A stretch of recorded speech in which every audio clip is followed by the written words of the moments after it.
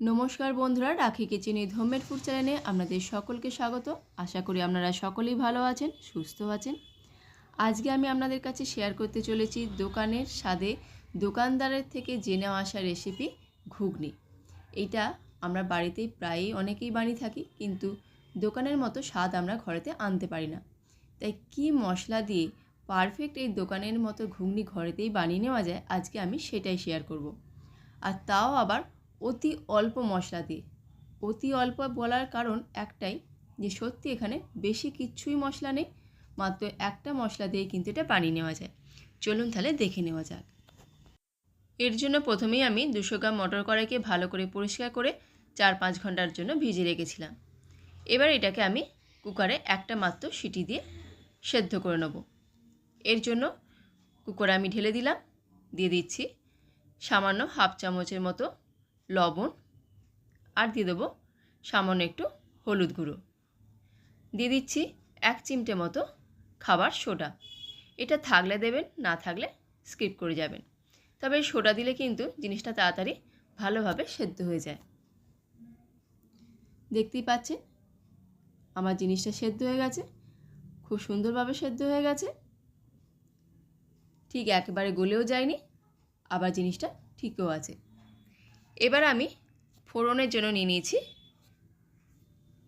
সামান্য গোটা জিরে, একটা শুকনো লঙ্কা, একটা তেজপাতা, নিয়ে নিয়েছি 3টি ছোটো এলাচ, 2টি লবঙ্গ আর 1 ইঞ্চি মতো দারচিনি। লাগছে এখানে আমাদের একটা বড় সাইজের টমেটো কুচি। একটা আলুকে আমি সেদ্ধ করে এইভাবে ডুমো ডুমো করে কেটে নিয়েছি। আর নিয়ে নিচ্ছি সবথেকে যেটা প্রয়োজন, সেটা হলো তেঁতুল জল। এখানে পাকা তেঁতুলকে আমি সামান্য জল দিয়ে গুলে রেখে দিয়েছি। আর গার্নিশের জন্য কিছু সবজিকে আমি গ্রেট করে নিয়েছি বিট, সামান্য গাজর, সামান্য ধনেপাতা কুচি, কাঁচা লঙ্কা কুচি, পেঁয়াজ কুচি আর পেঁপে কুচি। দেখতেই পাচ্ছেন এগুলো হলো পেঁপে। তারপর বন্ধুরা প্রথমেই আমি গ্যাস অন করে একটা মশলা তৈরি করে নেব।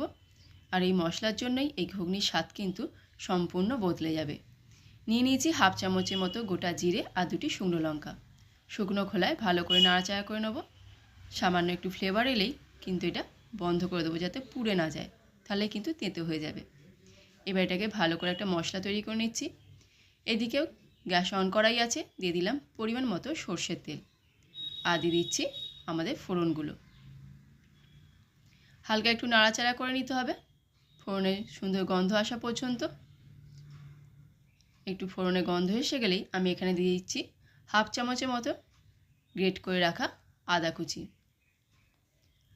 আর দিয়ে দিলাম সামান্য হিং। আমার এই রান্নাটা কিন্তু সম্পূর্ণ নিরামিষ, তাই আদার উপর যদি একটু হিং দেওয়া যায় তাহলে কিন্তু পেঁয়াজের যে স্বাদটা সেটা কিন্তু এখানে এসে যাবে। দিয়ে দিলাম কেটে রাখা টমেটো কুচি। এইভাবে ভালোভাবে নাড়াচাড়া করতে থাকবো যতক্ষণ না পর্যন্ত টমেটোটা গলে আসে।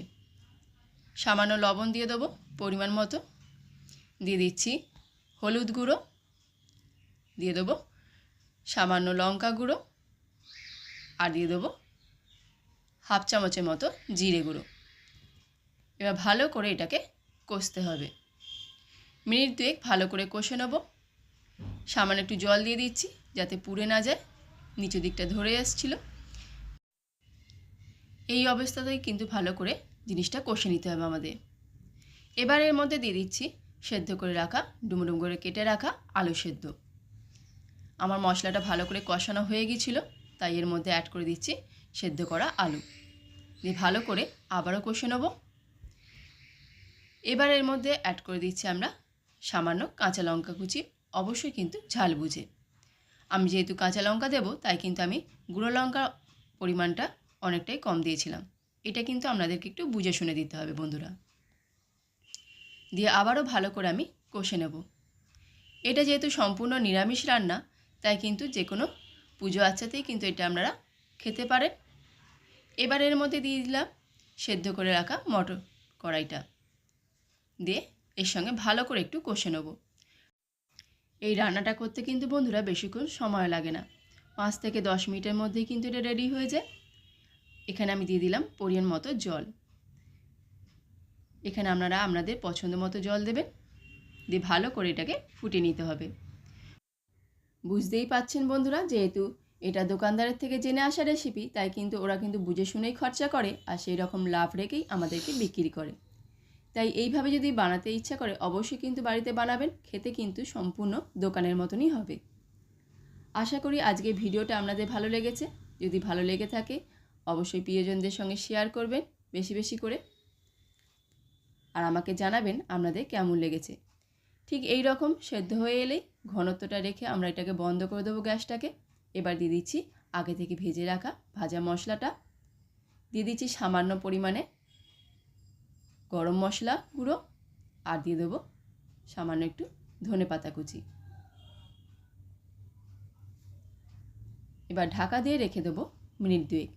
এতে করে এই ভাজা মশলার গন্ধটা সম্পূর্ণ তরকারির সঙ্গে মিশে যাবে। এবার আমি গরম গরম পরিবেশন করে দেখাচ্ছি। দেখুন কতটা সুন্দর হয়েছে। যারা যারা ঘুগনি খেতে পছন্দ করেন তারা কিন্তু এটাকে অবশ্যই একবার হলেও বাড়িতে বানিয়ে দেখবেন। এর স্বাদ কিন্তু আপনারা কখনোই ভুলতে পারবেন না, এতটাই সুন্দর খেতে লাগে। এবার গার্নিশের জন্য ওপর থেকে আমি দিয়ে দিলাম সামান্য গাজর কুচি, দিয়ে দিচ্ছি সামান্য বিট, দিয়ে দেবো সামান্য পেঁপে কুচি, ধনেপাতা কুচি, দিয়ে দিচ্ছি সামান্য পেঁয়াজ আর লঙ্কা কুচি। এখানে যদি যারা নিরামিষ হিসেবে এটা খেতে চান তারা কিন্তু পেঁয়াজটা স্কিপ করে যেতে পারেন। পেঁয়াজটা যদি গার্নিশে না দেন এটা কিন্তু সম্পূর্ণ একটা নিরামিষ রেসিপি। আপনারা নিরামিষ দিনেও কিন্তু এটাকে বানিয়ে খেতে পারেন। আর এটা অসম্ভব সুন্দর একটা রেসিপি। ওপর থেকে এবার দিয়ে দিচ্ছি সামান্য বিট লবণ, দিয়ে দেবো সামান্য যে ভাজা মশলাটা তৈরি করেছিলাম সেই ভাজা মশলাটা একটুখানি, আর সর্বশেষে দিয়ে দেবো তেঁতুল জল, যা না দিলে কিন্তু জিনিসটা সম্পূর্ণ অসম্পূর্ণই থেকে যায়। এবার এইভাবে বানিয়ে একবার খেয়ে দেখো কতটা সুন্দর খেতে হয়, দোকানের মতো। বাড়িতেই কিন্তু এটা বানিয়ে নিয়ে যায় অতি সহজেই। যদি ভালো লেগে থাকে অবশ্যই কিন্তু একটা লাইক করো, আর বেশি বেশি করে শেয়ার করো। আমাকে কমেন্ট করে জানাও আজকের রেসিপি আপনাদের কেমন লেগেছে। আমার চ্যানেলে নতুন বন্ধু হয়ে থাকলে অবশ্যই কিন্তু চ্যানেলটাকে সাবস্ক্রাইব করার অনুরোধ রইল, এবং পাশে থাকা বেল আইকনটাকে ক্লিক করে দেবেন। তাতে আমার দেওয়া নতুন নতুন ভিডিও আপনাদের কাছে সবার আগে পৌঁছে যাবে। আজ তবে আসি, চলে আসবো আবারও কোনো নতুন ভিডিও নিয়ে। ততদিন আপনারা ভালো থাকুন, সুস্থ থাকুন। ধন্যবাদ।